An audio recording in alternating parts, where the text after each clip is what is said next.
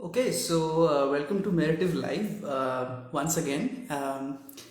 This is the Being Reader segment under Meritive Reading Room, and we're very excited to actually come with one more segment of one more day of Meritive Reading Room, and we have a wonderful session lined up today.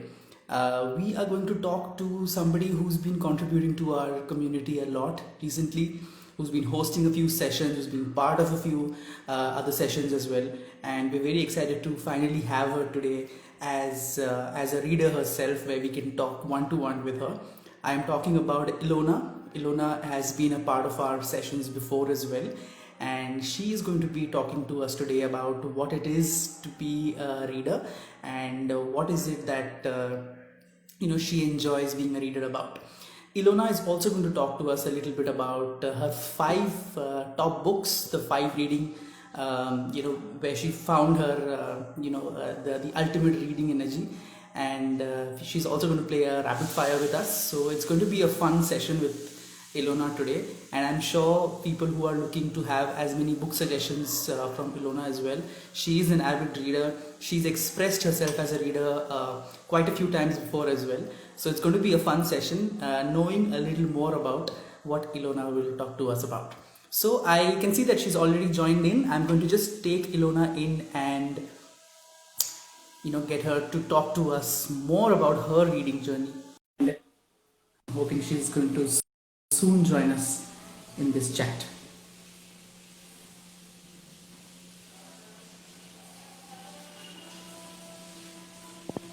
First of all, Hello. Ilona, can you hear me?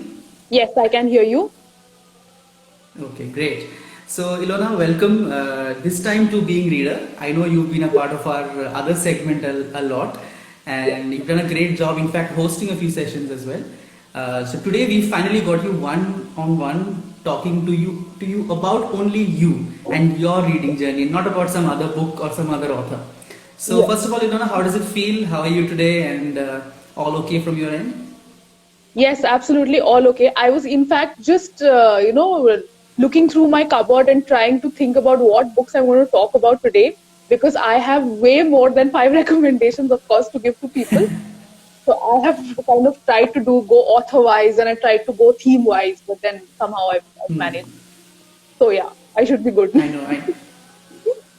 It usually is a bit of a difficult task to ask an avid reader to choose just top five.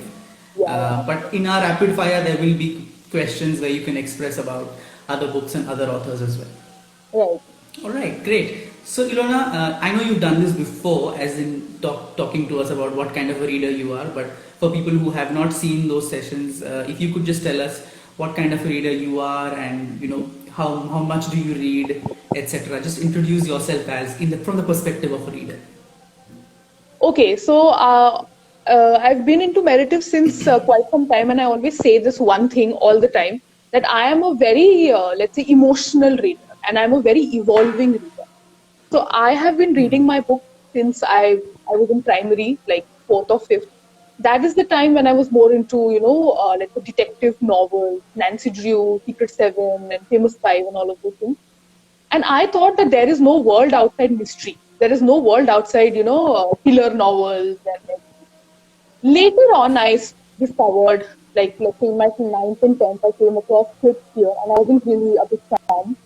Later in, let's say, my college life, when I was actually talking about hardcore English literature, French literature, and all, I realized that there is this entire world outside which I'm living, which consists of so many types of literature, be it Afro-American, be it, let's say, political literature, non-fiction. And non-fiction is an area into which I still haven't really ventured, but I'm almost there.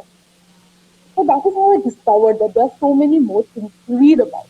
And hence I have that kind of evolved. Now I read Afro-American, I read French. I still read detective novels because that is totally me.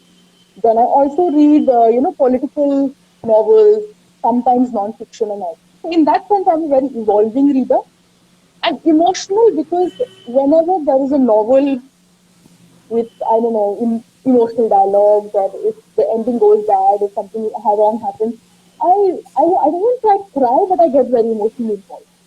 So if I have to give you an example, I'd rather say that with Karna's wife, for example, that is one of my favorite reads, and Deep knows about this.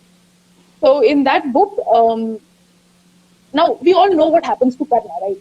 But having read that book, I got so, let's say, emotionally attached to this guy named Karna that by the end, when he actually died, I was not able to accept it. So for, let's say, a week, I was ranting about why did he have to die. I discussed the novels with thousands of my friends and all. And not all of them understood my passion and my obsession with Karna, but many of them did. Thank you. So yeah, in that sense, I get very touched when I read books which have a message or which are emotionally driving. So yeah, that's me. Thank you so much. I think you made it a very clear statement, and those two poles apart type of reader. One is an evolving reader, and one is an emotional reader. Because according to me, an emotional reader sticks on to one specific kind of books. They don't evolve usually. But the fact that you are both is a great thing, honestly. And just to plug it in over there, since you said that you are also a big fan of Kavita Kane's book. We are also having a book discussion coming up where Kavita Kane will actually join us. So you can take your rant to her, to the author directly. I will tell her that you have given me sleepless nights. I will, absolutely. Cool, amazing. Yeah. Great. We are looking forward to that for sure. Okay, so without wasting any more time, Ilona, what would be your top 5 books? You can start in any order. And if you have the book, it will be great if you can also show it to us that this is the book so that people also take note of it.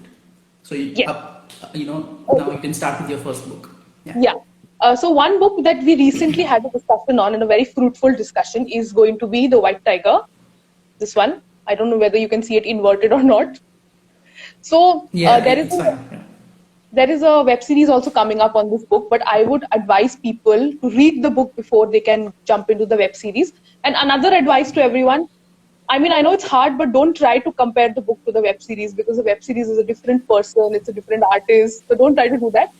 But yeah, it's going to be I'm sure it's going to be a great web series, and the book is also lovely. Now, this book is a combination of, let's say, politics, it's a combination of what India is. So for people who are interested in reading books on, which give a very realistic picture of India and also, of course, critical in that sense, this book is definitely for those people. So you should definitely go ahead and buy this. This one is by Arvind Adiga. He's also a very famous author. And this book has also received the Man Booker Prize. It's 2008. So great read. This is going to be my first recommendation. Second is this one, The Architect's Apprentice. Right? This is by... so just want to spend some more time on the... Sorry, I'm just speak while you're speaking. Just to spend more time on The White Tiger, just had a question on that, because we've had a discussion on this book and I was a part of it as well. So there was a bit of I would say opinion from the other side as well, that this book did not deserve the amount of acclaim that it got, and it was a bit overrated, and the fact that they're making a Netflix movie out of it with big stars in it, it doesn't deserve that amount of buzz around it. So what do you have to say about that? Because you named White Tiger as the #1 book, so I'm sure you're a big fan of it. Yeah. So see, I don't know if you want to look at it from that perspective, that is fair enough. But for me, it is all based on first impressions. A book is a good book if it can give you good, those goosebumps when you read it for the first time.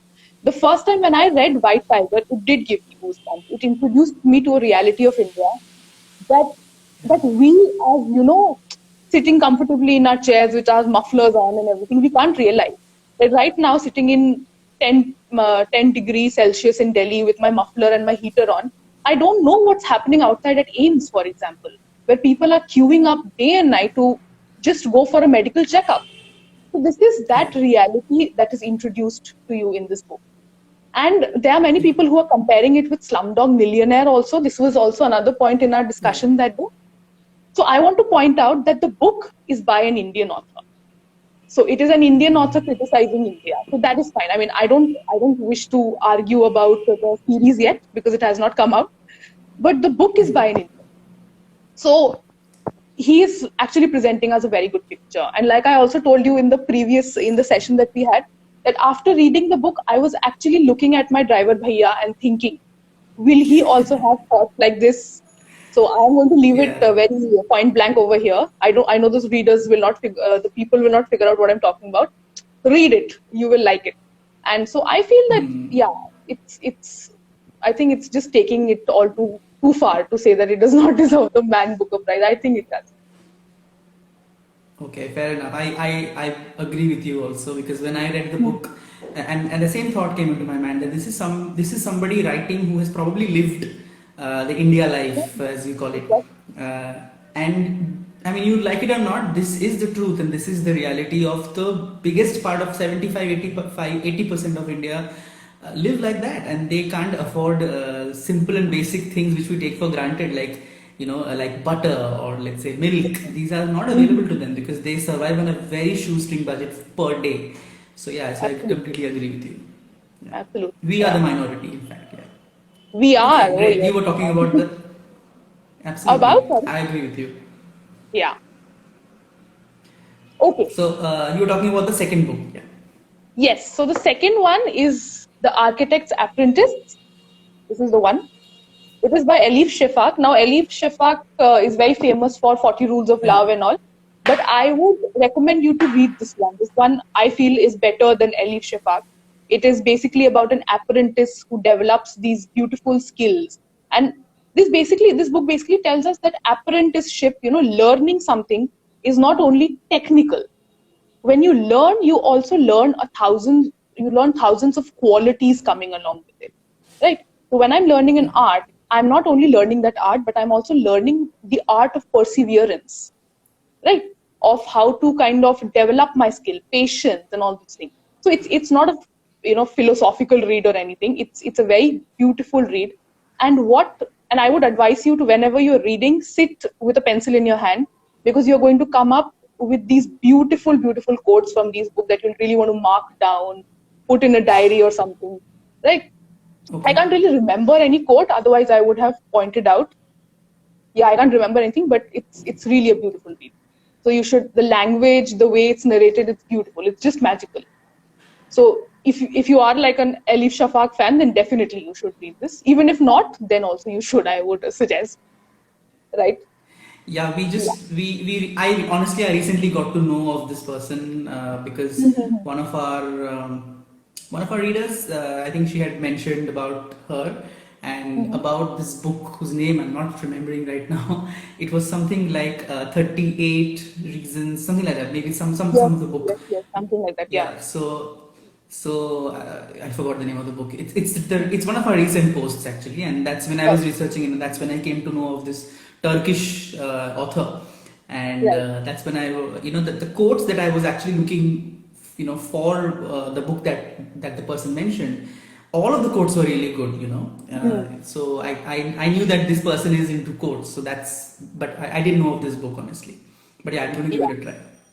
Yeah, absolutely. No, this is a book for people who love quotations and who want to kind of put it up somewhere, write it in their diaries. This book is Okay. perfect for those people. Absolutely. So what did you say the name of the book was? The Architect's Apprentice. The Architect's Apprentice. Okay. Right. Okay, great.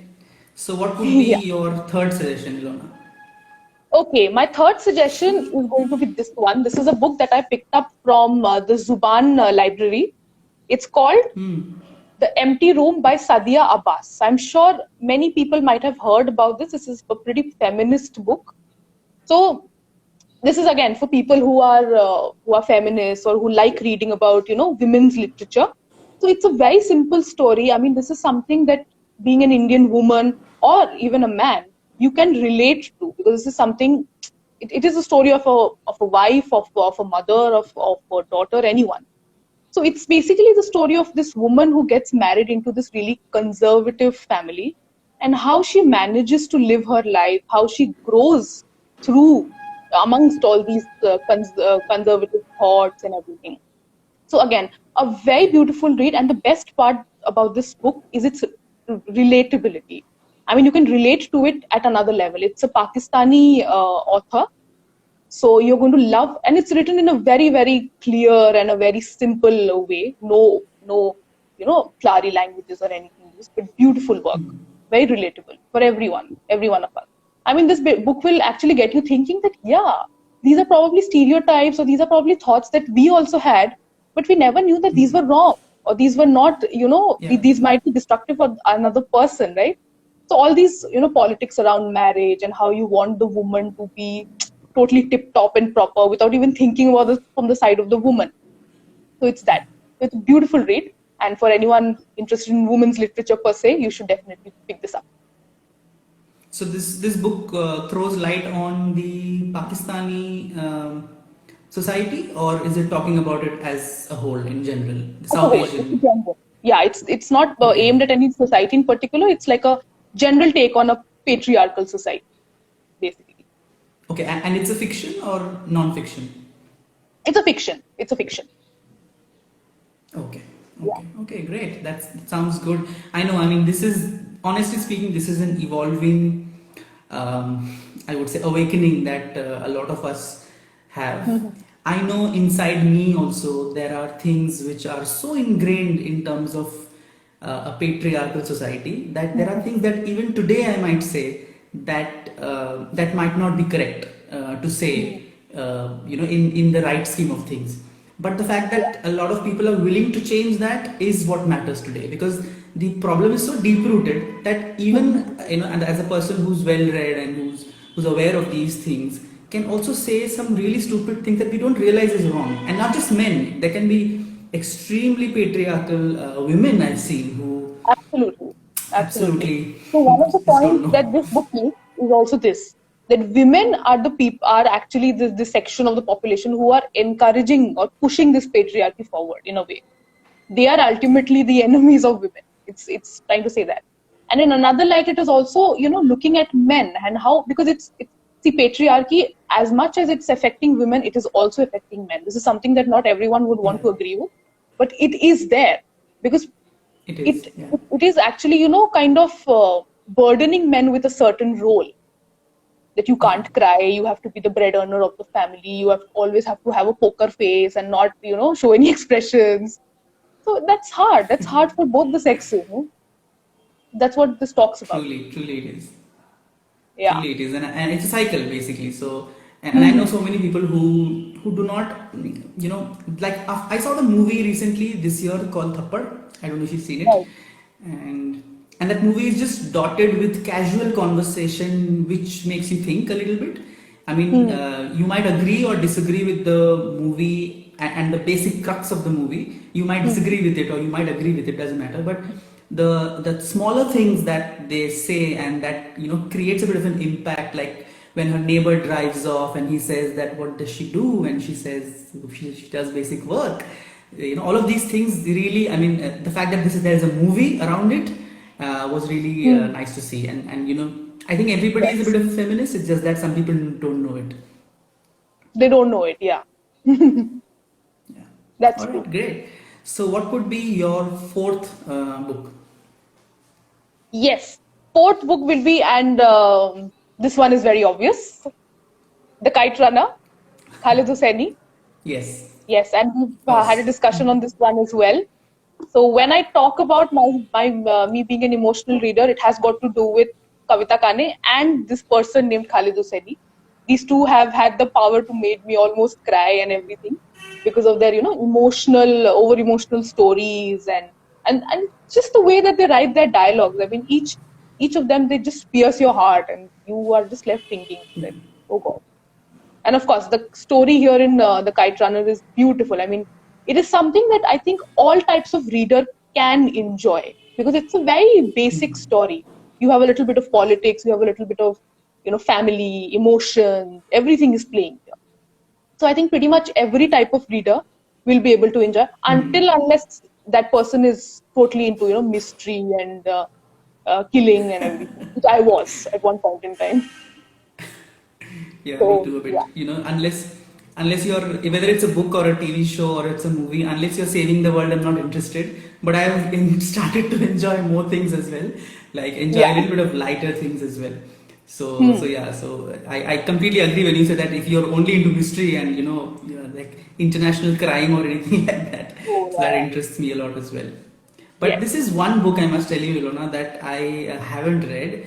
But Hmm. most number of people have said, "You, how can you not read this book? This is the most obvious book that you should read." This one and The Alchemist by Paulo Coelho, both I have not read, and Hmm. people have asked me that you should read these two books. And very funnily, I had ordered this book to read it Hmm. after your discussion, by the way, because Hmm. you Hmm. guys just spoke about it so much, and I thought that Yes. this book must be epic, and so many people before the discussion also had told me, like in my workplace and my friends.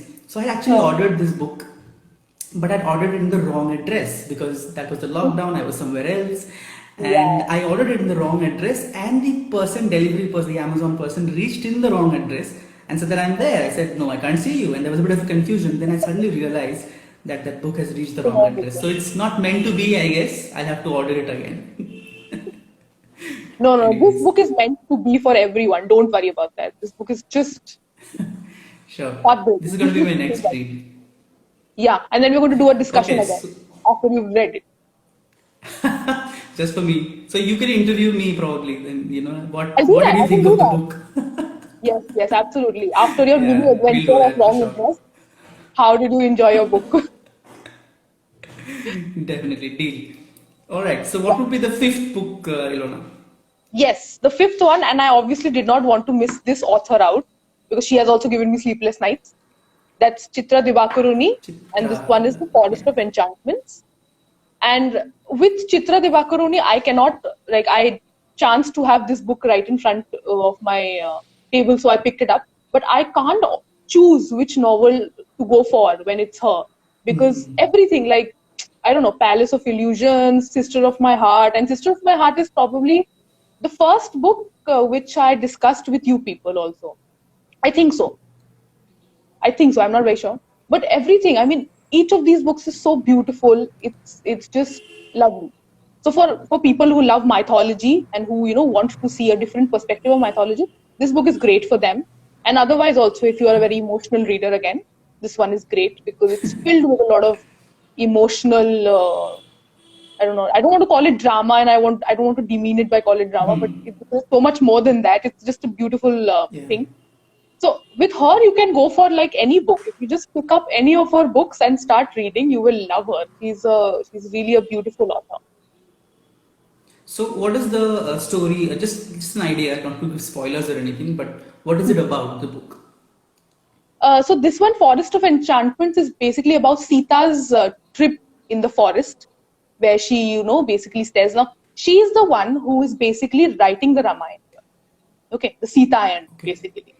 So when she So sits to write, she is basically remembering whatever has happened with her. So basically, you're getting Ramayana totally from the perspective of Sita, right? So of course, you see feminism, you see a lot of political drama happening, you see everything, and by the end, it becomes so. It's almost like you're living Sita in this book. That's the magical element of this novel. So by the end, after having taken in so much, so many insults, we all of us know Sita's story, right? So she was insulted, and she had to face this entire character analysis that she was with Ravan and she might not be pure and everything. So after having borne so much insult, when she actually sacrifices herself to Mother Earth, I as a reader, I was feeling sad, but I also felt this strange relief that okay, now she is at least free from this human world which was judging her and everything. So I am very sure that you also as a reader and everyone else watching us right now, they will also feel this sense of relief that she has left this really, I don't know, judgmental world which was constantly judging her. So it's a very tragic story, of course, because it was a tragic story, but it really valorizes Sita, and it's beautiful. It's really beautiful the way it has been written, and the perspective. Obviously, she has not played a lot with the story, but she has shown her perspective really beautifully. That's really remarkable about her. okay, fantastic. So that's a story that I think everybody can identify with, and I'm Hmm. sure Yeah. Though I will say that Chitra Banerjee Devkaruni's book, this one probably is not the most famous book. Probably The Palace of Yeah. Illusions is what people usually talk It is. about. Yes. Yes. But surely, definitely, thanks for recommending this, because Hmm. this also a lot of people have been hovering about when it Hmm, comes hmm, hmm. to her books. So Yeah. great. So those are your five book recommendations. If you could just summarize the five again, just name the five again, so that people who've joined in right now can also take note. Yeah. Okay. So the first one was okay. I forgot my order. The first one was The White Tiger. White That, Tiger. Yeah. yeah, that is by Arvind Adiga. It's a really beautiful, Yeah. realistic novel of India. So if you guys are interested, Yeah. please go ahead, read it. There is a web series coming up too. If you want to watch it and compare it, you can do that. Then, of course, Yeah. The Empty Room by Sadia Abbas. Sadia Abbas is basically a Pakistani writer. She has written a very beautiful feminist novel, and the protagonist of this novel is someone who's very relatable. I mean, it can be you, it can be me, it can be my mother, it can be my grandmother, it can be anyone. It's that relatable, and it's basically the journey of a woman after her marriage into a very conservative society, and how she manages to actually grow out of it. Take the best out of it. So that's that. Then, of course, The Kite Runner, Khalid Hosseini. So this is, I'm sure many people have already read this, but if you haven't, you should. And if you have read this, then read his other books as well. Just complete the entire series because it is really worth it. I'm confident on that. And of course, The Forest of Enchantments, that is by Chitra Divakaruni. Many people have personally, they've asked me whether we should first read Palace of Illusions or The Forest of Enchantments. I would say it's your choice. So one is Draupadi's story, one is Sita's story. I love Draupadi more, so I read hers first. Then I came to Sita. So it's basically your choice. Yes, it's true that The Palace of Illusions is a better novel in its technical sense. Also, the narration is also much more beautiful than what it is in Forest of Enchantments. But still, this book, I mean, it has its really own significance, its speciality. So you can go for whichever you want. That's fine. Chitra Divakaruni is also known for Sister of My Heart. I want to talk about Sister of My Heart as much because I really love that novel.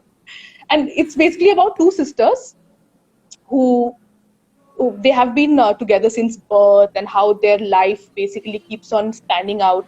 How, because of a family which has a lot of politics going inside, that creates misunderstandings between them, and how their marital relationship, motherhood, all these things also, go ahead to create differences, but they come out of it.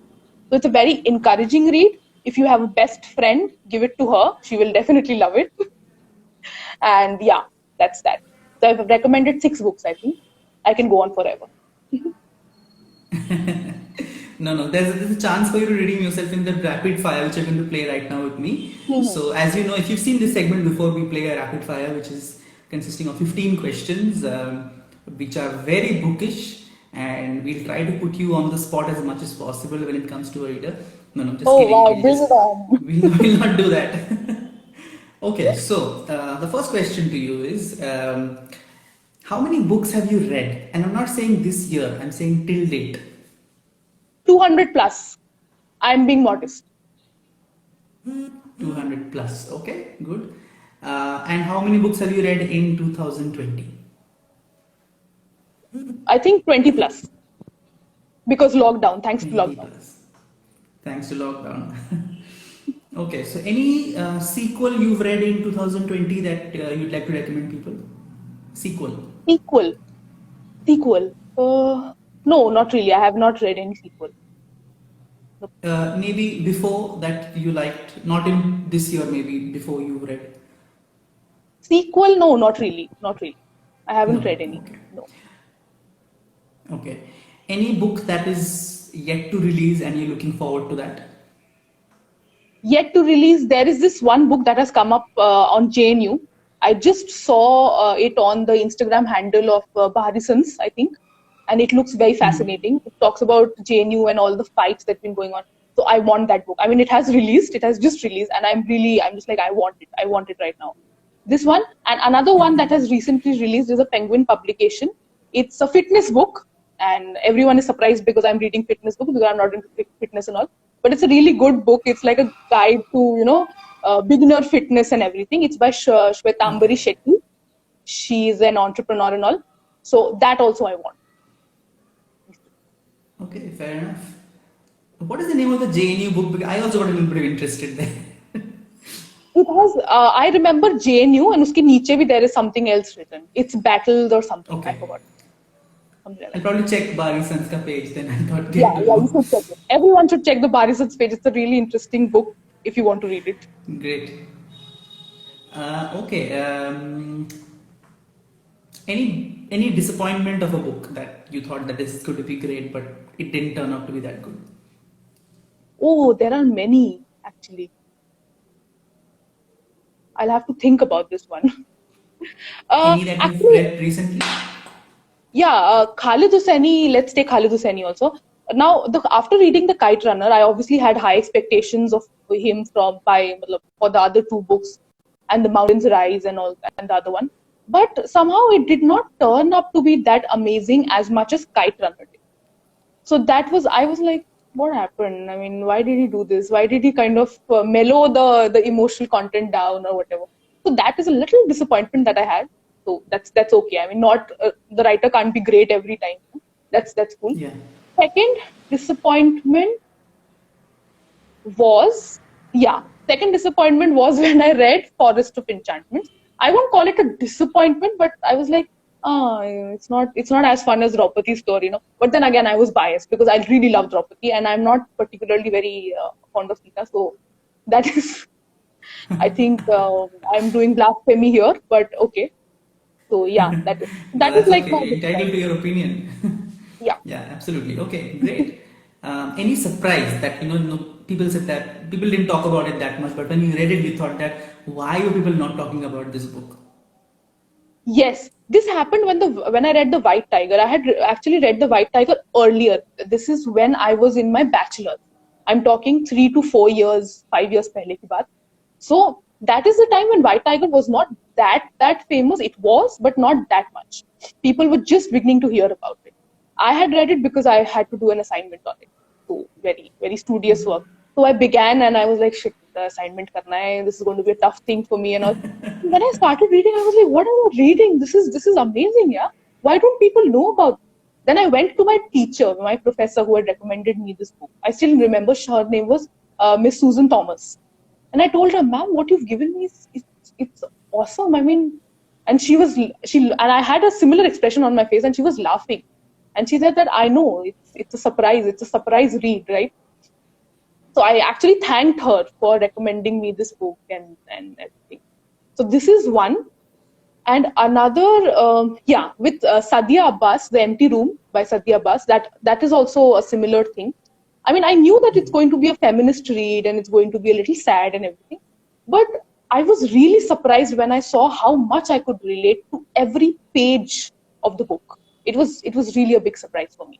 I was constantly thinking about my father, my grandmother, my mother, my aunts, not in a very negative sense, of course. It's not that they had to undergo a lot of, I don't know, patriarchy or anything, because I come from a liberal family and I'm very proud of it. But it was also a realization. Yeah. So it was really a surprise package for me. Yeah.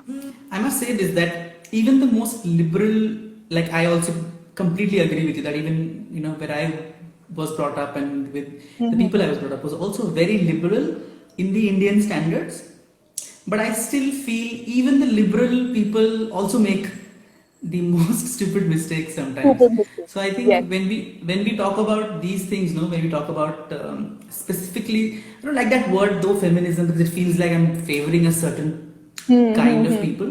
But I feel that whenever we're talking about equality as a whole, then the problem is so deep rooted. Just being liberal will not help. Sometimes I just feel Yes. that. It's my Exactly. opinion. Absolutely. Yeah, absolutely. That's true. Makes a lot of sense. Okay.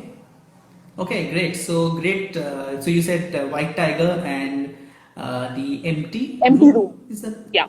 Empty Room? Yeah, by Sadia Abbas. So these are the two books that you thought were surprises. Very interestingly, these two books were also part of your top five as well. So Yeah. That is Okay. why they are a part of my top 5 also, because of this surprise element, that The I got surprise from them. element. Yeah. All right. Any new favorite author that you have that you were not a fan of, but suddenly you've become a fan of and talking about it a lot? I will have to say Michelle Obama, sorry, because I have just read Becoming and all, and I've read it quite Hmm. recently. I have not even completed it fully, actually. So Okay. I always knew that it's going to be a great novel, it's going to be a great read and all. But what really surprised me is that it it is actually taken so much from her domestic, from her realistic life. Because you see, everyone can write autobiography, and when you True. write autobiographies, you are literally, some people are literally just showing a flowery picture of themselves, and we were so poor and suddenly we became so rich and everything. But she has been so true to her word. I mean, I of course haven't seen her domestic life. I haven't peeped through her walls and Hmm. all, but I can feel it. And plus, her character is so colorful, so amazing. So it just She's adds to the amazing. Yeah. beauty. Yeah.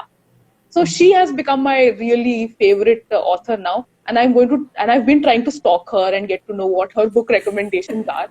So I'm still in the process of discovering that. And when I discover, I'll come back and tell you also.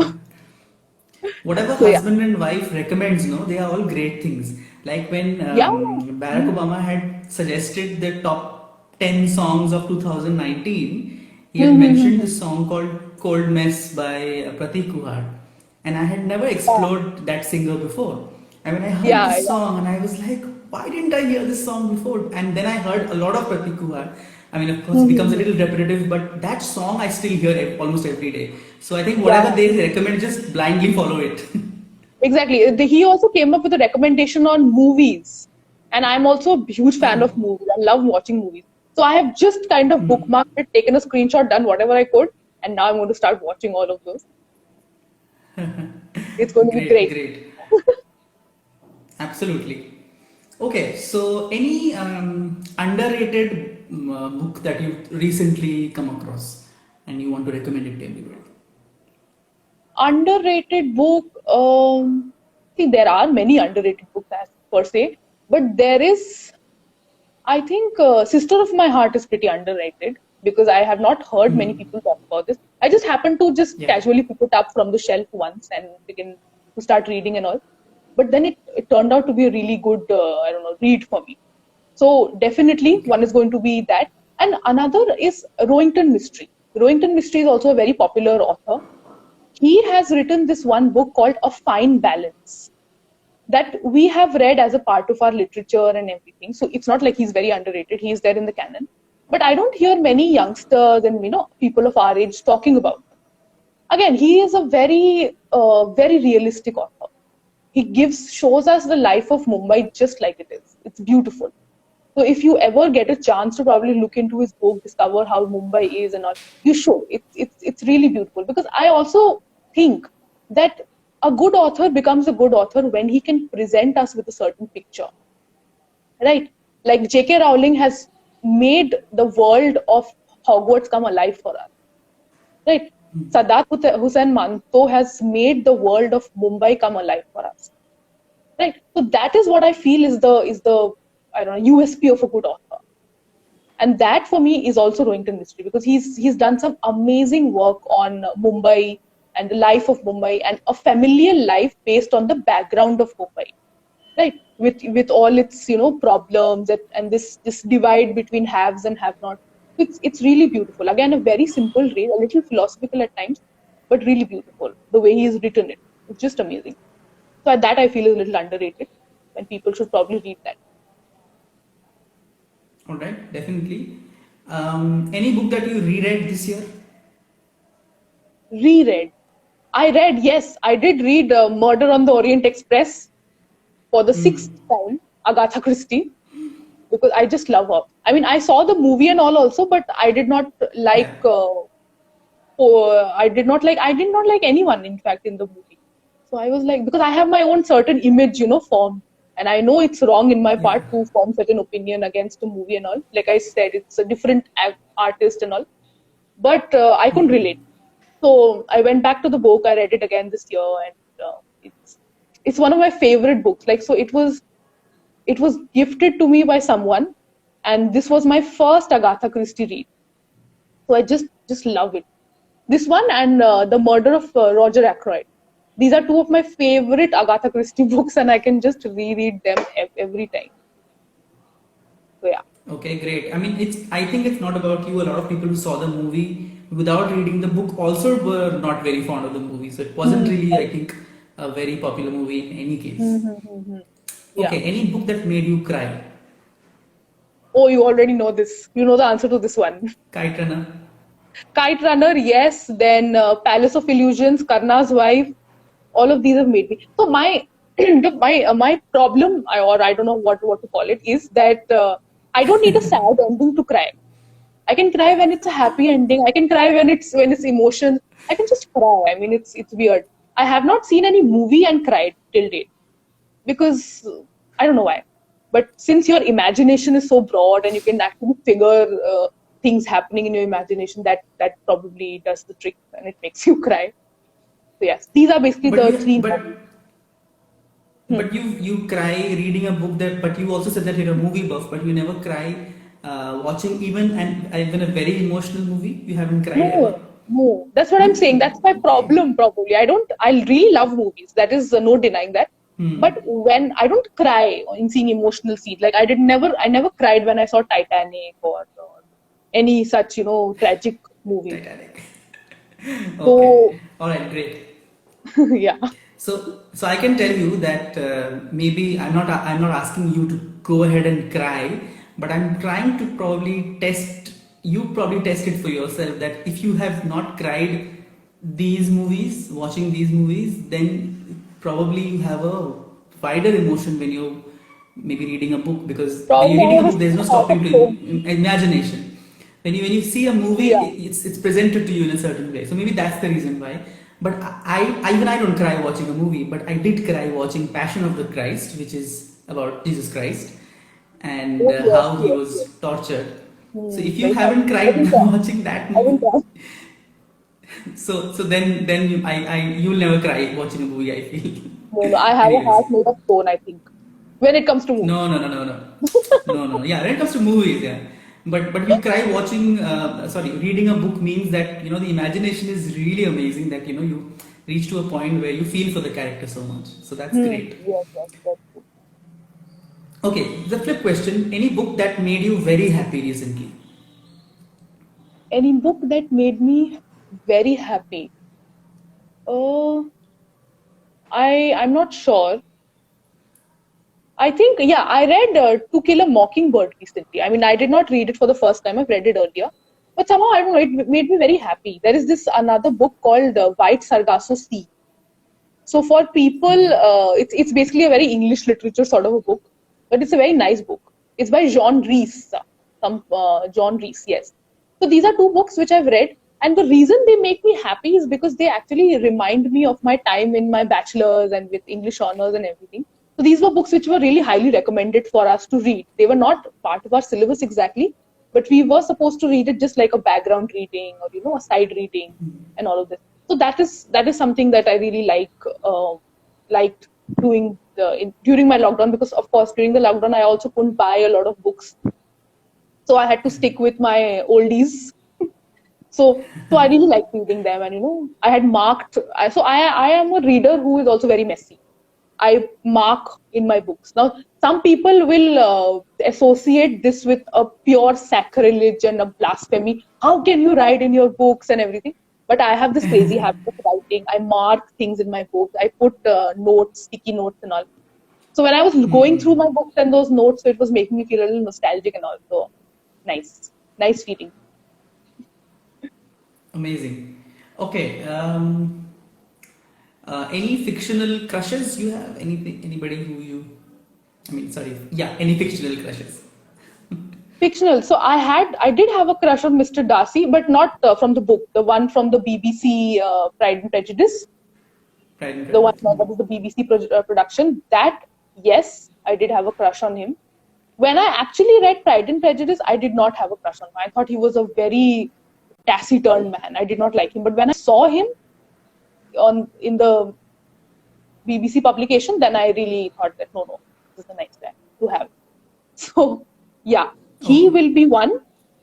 And Karna, of course, Karna. How did I forget him? He is my forever crush. I mean, I can literally cry for him. I can be happy for him. I can do everything.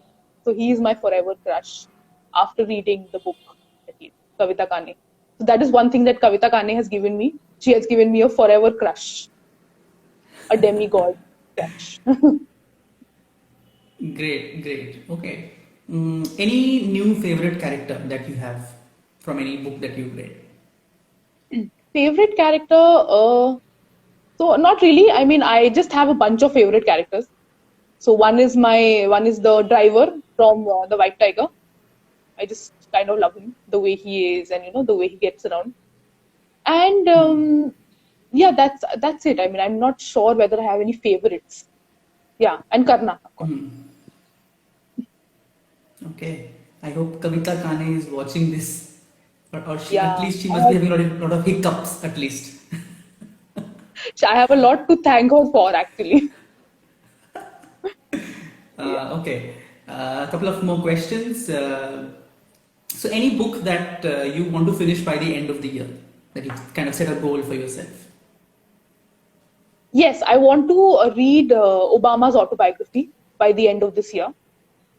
That's going to be my Okay. aim. I really want to read his because I'm just going to finish with Becoming, and after that, I'm going to pick that up. That's my aim. I have to complete both the husband and wife autobiographies.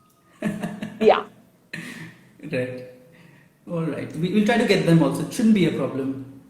Just telling them Oh, that how yes. big a fan we are in this. It shouldn't be a problem. Yes. Yes. And any goals for the rest of the year? Anything that you've set for yourself that I'm going to do this, or I'm going to read that many books, or you can also answer this in the way that any resolution of the new year when it comes to books. Yes. So one very practical resolution I've kept, which I know I'm going to break, is like every other reader, I have this habit of hoarding my books and then not reading them. Right. So I'm going to try to finish all my two reads, my TBRs. I don't know. I don't think whether that's going to happen ever, but I'm going to try. I'm going to try finishing my TBRs first and then pick up any new books from the market and all. That's going to be my aim for firstly. And secondly, I've decided to start reading Proust, Marcel Proust. He